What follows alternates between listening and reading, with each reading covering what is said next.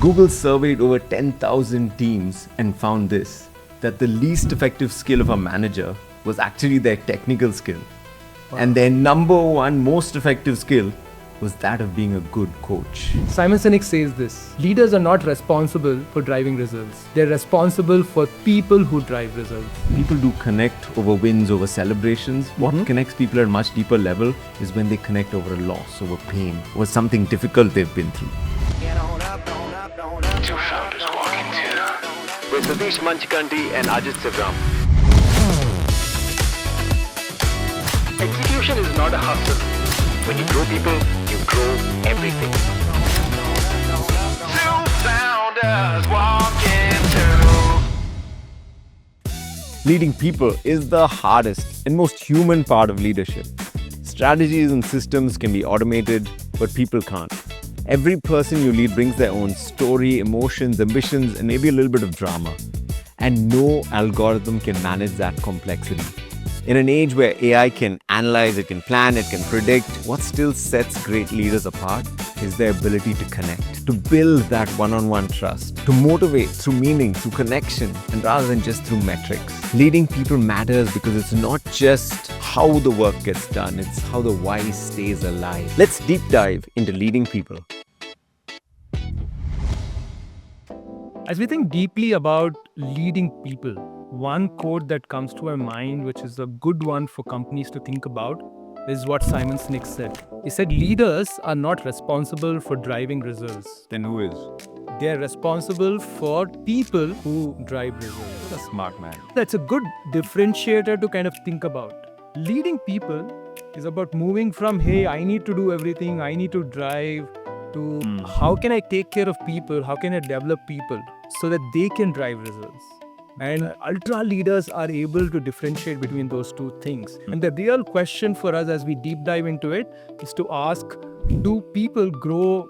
Do they trust? Are they able to thrive under my leadership? Because if that doesn't happen, no, you can win a match, but you're not going to win a tournament. Nice, because I think what we've seen also is the evolution of this, because you have the old school mentality, which is the command and conquer, command and control. People follow me because I'm the boss. I will tell them to do it and they get the job done. And then you have this overcorrection today where being a manager is now this popularity contest where I need everyone to like me. I want to lead effectively is now seen as to be the popular one.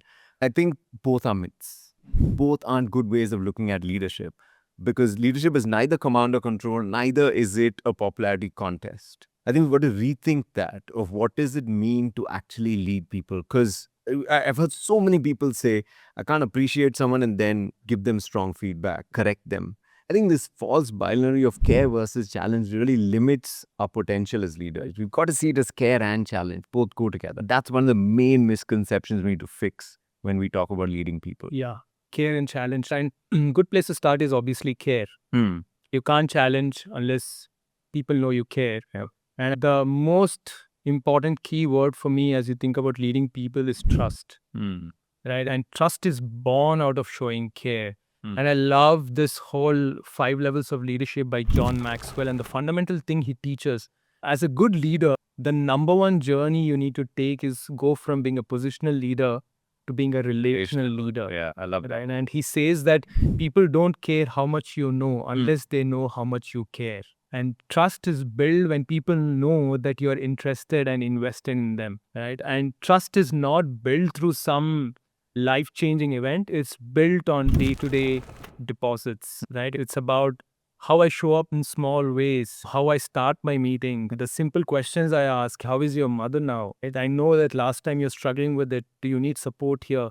Those are the small deposits you need to make to be able to build that trust, the muscle of trust between you and your team. And ultra leaders understand that.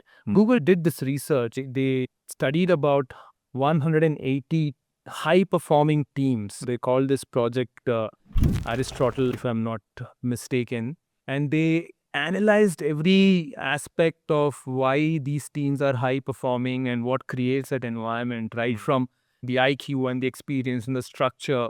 And the single biggest indicator of high-performance teams for them was psychological safety. Very true. And you cannot build psychological safety people don't trust each other. And how you, as a leader, bring vulnerability in the team. Because a common norm is that you believe that as a leader, you got to be strong. Yeah. Showing weakness, Isn't the thing. struggles Yes. is not good leadership. Brené Brown talks about this, where she says when you admit your own imperfections, you're actually strengthening that trust. People really open up to you. So, how do you do that? How do you build trust? Is something ultra leaders think deeply about.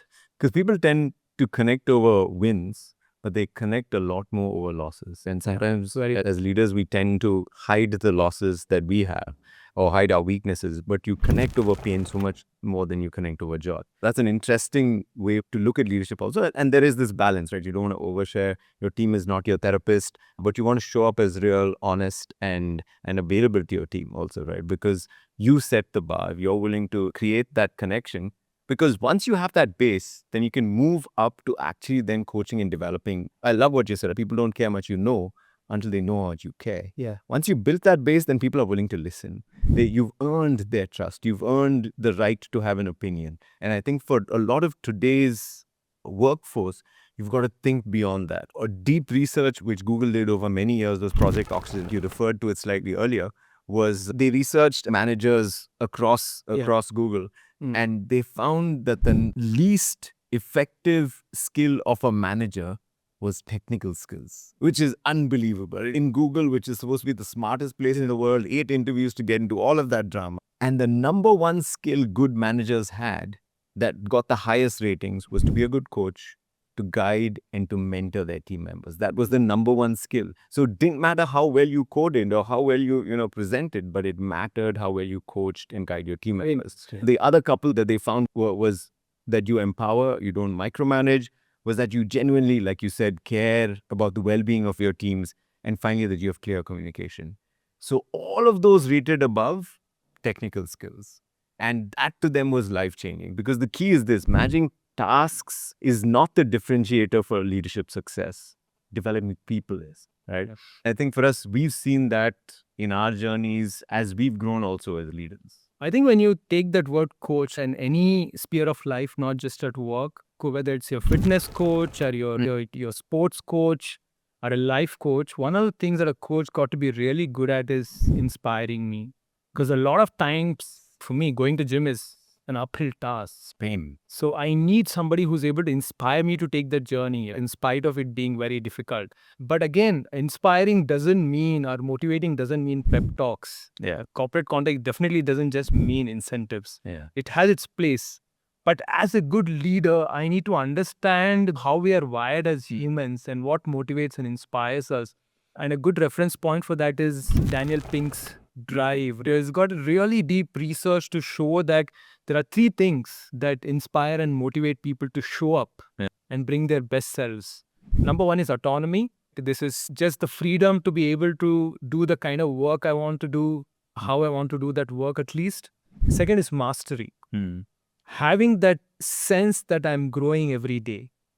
Of course, the most important is purpose. That the work I do matters. And leaders know how to really create those emotions. How do I create autonomy in a team? How do I create mastery? How do I sort of help people see, the team see the purpose in what they do? That is extremely important. And I think Netflix did that really well. Their whole culture rule they had was no rules, but freedom with responsibility. And that balance, saying, hey, you have the freedom, but you also have the responsibility.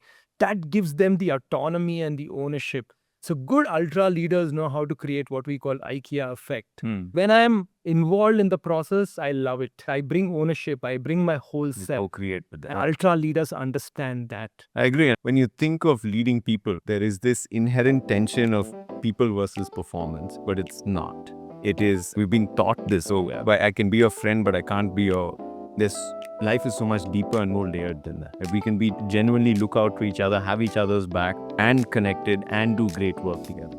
So connection actually empowers better work. It's almost like the fuel to faster work, to making decisions quick. I'm not double guessing what you're saying, right? Or thinking of what did he actually mean by that. It's possible for ultra leaders to learn to stretch and support people. It's possible for them to care and challenge people. I think it's possible for them to invest and also expect from people. And I think that balance and tension is what good ultra leaders hold when it comes to leading people. Because it's beyond just results. I get to then see the people in my team develop, who they become, and take that journey along with them.